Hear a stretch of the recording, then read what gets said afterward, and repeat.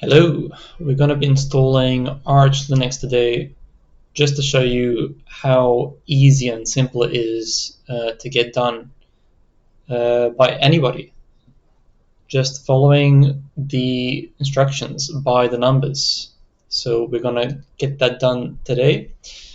Before we start, you're going to want to have an ISO image of the Arch Linux operating system before we start. So as long as you have it downloaded, we can go on with creating the virtual machine. So what we're going to want to do is to create a new virtual machine. And we're going to float through all the dialog boxes. So for this virtual machine, let's call it Arch install example. You can call it whatever you want. Let's make it a Gen 2 virtual machine, and let's assign about 4,000 megabytes of startup memory. For the networking, we don't need to worry too much. Windows provides the default switch, which automatically passes through the internet connection into the virtual machine. So that's good for us. Let's create a virtual hard disk where we're going to store our files. For this example, I'm only going to make a small hard disk for the purposes of this demo, since we're going to trash it anyway. And I'm just going to save it inside this directory that I prepared here. Then we can go next, and the last thing we need to do is select the ISO image that we've downloaded earlier. So we'll quickly browse for that. I've saved it in this directory right here, and we're just going to select the ISO image and open it here, and that's where we're going to be booting from. So now, after we finish up the virtual machine generation, we just need to configure a few more settings. So we'll click into the settings, and we're going to want to bump up the hard drive to the first priority boot order so we can start up the device properly. And normally I also disable secure boot to make sure that the system can start up properly. There may be ways to have it enabled and have Arch running as well at the same time, but I'm not quite sure how it's done. You can probably consult the Arch wiki. They probably have more advice on that. So we can hit apply, and we can start booting. Well, before we start booting, we're going to want to change the resolution of the virtual machine. And the only way I know how for Arch Linux is to run this PowerShell command. So we're just going to quickly go into PowerShell, and you're going to want to run as administrator.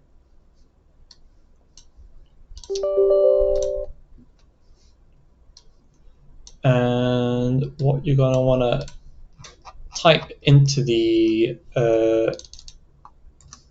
PowerShell is this command right here. So you want to,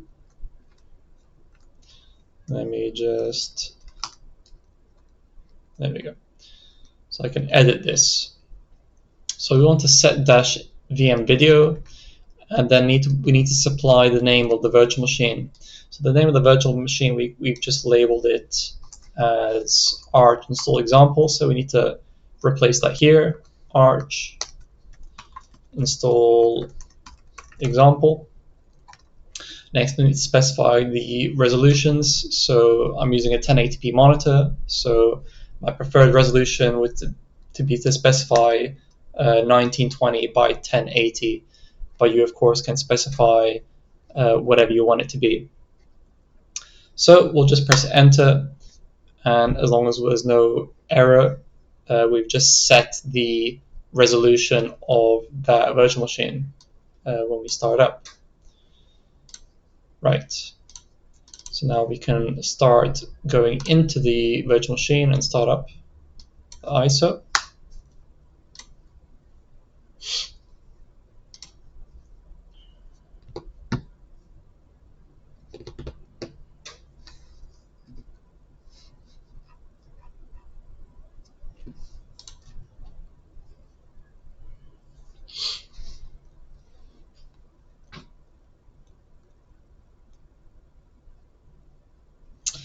The first thing you want to gonna do is check that you have an internet connection, because if you don't got that, you're not installing this system. But you should have it already since we've selected the default switch for the VM. So we can test it by running the ping command, and we can ping any website, and we can ping, for example, the Arch Linux website and see if we're getting data back. We are getting 64 bytes back, so we can exit out of that. And now we can proceed with the installation. So the first thing we're going to want to do is synchronize the date time on the computer. So we can do that by typing in time date ctl set-ntp true. Okay, it's done. Now, if you want to see what drives you have on the system, you can simply type lsblk. Because what we're going to want to do is we're going to want to partition this drive, this SDA drive we have displayed here. And to partition it, we can simply type in the cfdisk command onto /dev/sda and enter. For our scenario, we're going to want to select the DOS label type for our disk. And the first thing we're going to want to make is the boot partition for the drive. So we won't need that much space for the boot partition, but I think as low as we want to go is probably at least 128 megabytes. So we'll specify that here. We'll make it a primary, and we're also going to make it bootable. For the rest of the free space, we're going to fill it, just fill the rest of it with whatever is left over. So that's 9.9 gig. We'll make it a primary, and that will be our root partition, that SDA2. So all we've got to do now is to write the changes onto the disk. We'll type in yes, click enter, and now we can quit out of this program. Let's clear the screen. So since we created the partitions, now we can start writing the file systems onto those partitions. For the boot partition, I like to format it as a FAT32 file system. So we can do it like this: mkfs.fat-f space 32 dev sda1. So that is the boot partition done. For the root partition, I normally do it as an ext4, so mkfs.ext4 /dev/sda2. Okay, that's done. And now we're going to want to go about mounting the file systems. And you do want to do it in a specific order. You want to mount the root partition first, and then the boot partition must go last. Otherwise, the installation process will fail along the way once you start installing packages onto the system. So let's mount root. So we're gonna mount. Whoops. We're gonna mount. /dev/sda2. That should be our root, and we're going to mount it onto MNT. Cool. Now, for the boot partition, we're going to mount it onto MNT /boot/EFI, but the directory doesn't exist, so we're going to have to create it. So let's cd into mnt. Let's make a directory here called boot. And then let's cd into mnt boot. And let's make a directory called EFI. Right? So now we can mount our boot partition onto /dev/sda boot partition onto mnt boot EFI. Okay, no errors, good. So now we can start installing the base utils for the system, including the Linux kernel. So all we got to do is use the pacstrap command. So you can pacstrap /mnt base devel Linux firmware, and let's chuck in vim, because we're going to be editing text files later, so we're going to need something to edit text with. You can substitute with whatever you want. We can hit enter and we can install all these packages.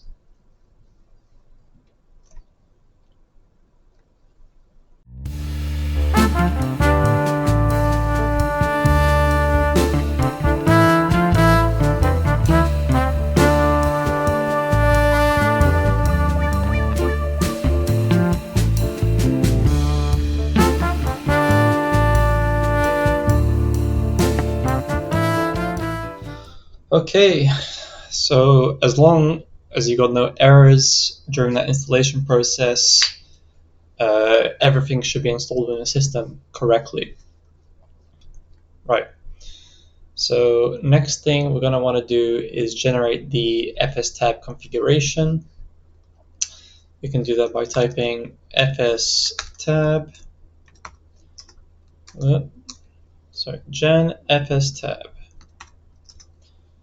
capital U on mnt, and we want to put the output to mnt etc fstab. And if you want to see the output of the gen fstab command, you can just simply type the first portion of the command, which looks like so. Next, we're going to want to chroot into our system, so we can arch chroot into mnt.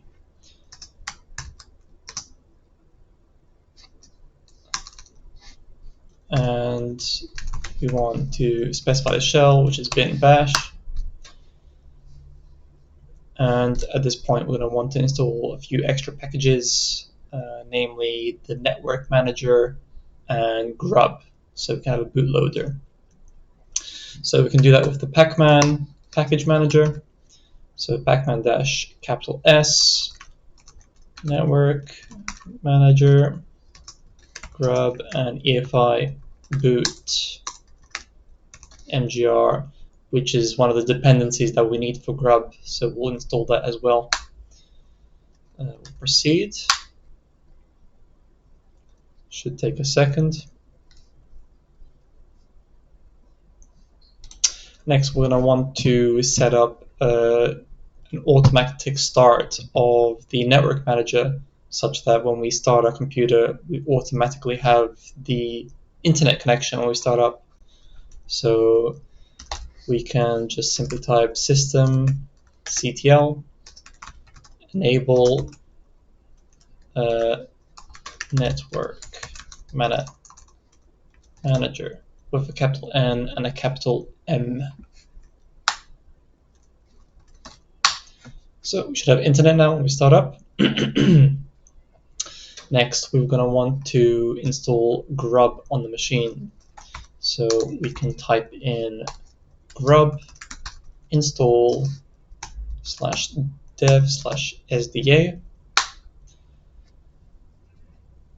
No errors with the installation. We're going to want to make a config for grub as well, so we can do grub-mk config-o. /boot /grub/grub.cfg. So we just generated the config file, but we're going to want to edit the grub file because there's a few parameters, well, just one that we need to edit. Go to vim into etc default and grub. I'm going to go to the bottom of the file and uncomment the grub disable OS prober, and then we'll save this file. And we're going to want to remake that config, so we'll just run the make config command again. Cool. So next we're going to want to set the password for the machine. You could type whatever you want. I'm going to type my password in. There we go. Password updated. And we're going to want to set the localization for the machine as well. So we can do that by going into the, oops. We want to vim, let's clear the screen. Let's vim into etc/locale.gen. And we want to scroll to the locales that we want to use for the machine. For me, it's going to be the English GB locale. And we're just going to uncomment those lines and save. If we run locale-gen, that's going to generate the locales for the machine. And then we're going to want to vim to the etc/locale.conf file, where we will want to set the language variable. So let's do lang equals to en_gb .utf8. Then once you type that in, you can right quit these changes. Let's set the host name of the machine. So let's vim into etc hostname. You can call it whatever you want, but for this video I'll just call it Arch for now. And lastly, we're going to want to set the time zone of the computer. So we can do that by typing ln-sf user share zone info, and you can tab for the different zones that are available on the computer. For me, I'm going to select Greenwich, and we'll add in etc-local time, which I believe sets the time zone inside that directory/file. And that's it. So all we got to do is exit out of the chroot. And now we want to unmount all of our drives by doing umount -R on MNT. Cool. So everything's unmounted now, so now we can safely reboot the system.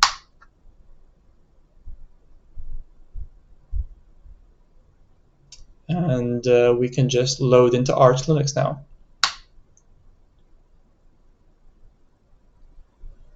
So we haven't set up a user profile yet for this machine, so we can only log in as the root user. So we'll do that now. So we log in as the root, and the password will be the root password that we set earlier. So we'll just type that in as well. And that'll be that. That is the minimal install of installing Arch Linux. By this point, you'll probably be wanting to set up the desktop environment. I already have one prepared on my GitHub, so I'm going to go ahead and use my install scripts to set up my desktop environment. which is just simply DWM plus ST. But what we're going to do is we're going to want to clone into that Git repository so we can pull down the script, and I'll show you how it works. So I'm assuming I have Git on the machine, but let's see. Let's try clone this down. Git clone, and we're going to type the repo name, github.com, filpil, and the arch repo is archrice.git. Okay, so we're going to need to install Git, so we can do it with the pacman command, pacman-s git. We'll install that real quick. And let's rerun that clone. We can cd into that archrice repository. And all we're going to want to do is run this install desktop script.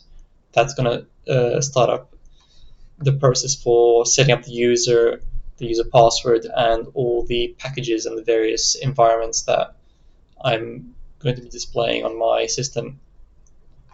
So we'll just run that script, and we're just going to flick through the options.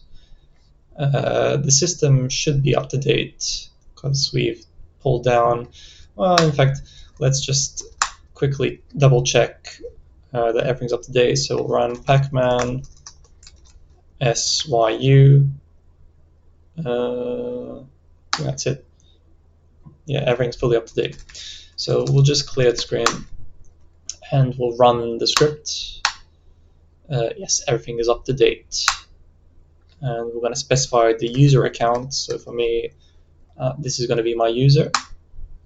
I'm going to specify my password for that account. And at this point, the script is just going to be autonomously installing various packages. It's going to install the AOR helper, and it's also going to install DWM, ST, and all the other stuff that I normally use, dmenu, a lot of Cyclist utilities. And it's going to take a while. It takes about 10 minutes to run this entire script and install all these different packages. So we're just going to wait for that to complete, and we'll have a look.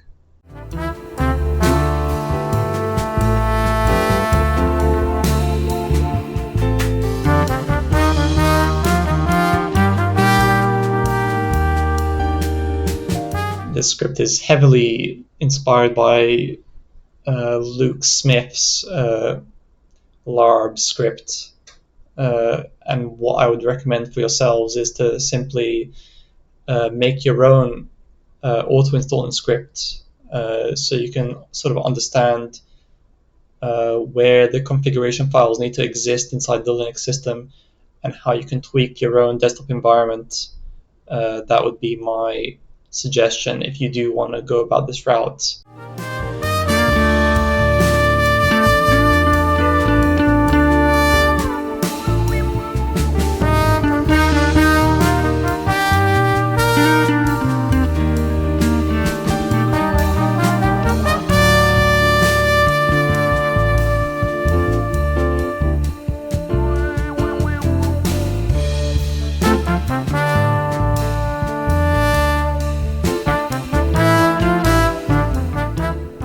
Okay, and that's that. Not sure how long that took. Maybe about like 7, 8, 9, 10 minutes, something like that. And we can just, okay, we're back in the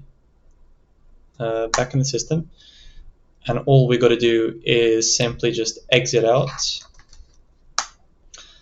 Back in the TTY, and we're just going to log in as our user. So we'll add in our username and our password, and that's it. So this is my sort of pre-configured desktop environment that's just been automatically installed onto the computer. So now with DWM, you can start spawning windows and start, running your normal workflow, however you like to use the machine. We can open a browser, and we can even change the background using this D menu shortcut that I made. But as I said previously, I would recommend making your own configuration and figuring out how to deploy the scripts automatically yourselves, so you can figure out how to configure the system properly. Anyway, that's about it.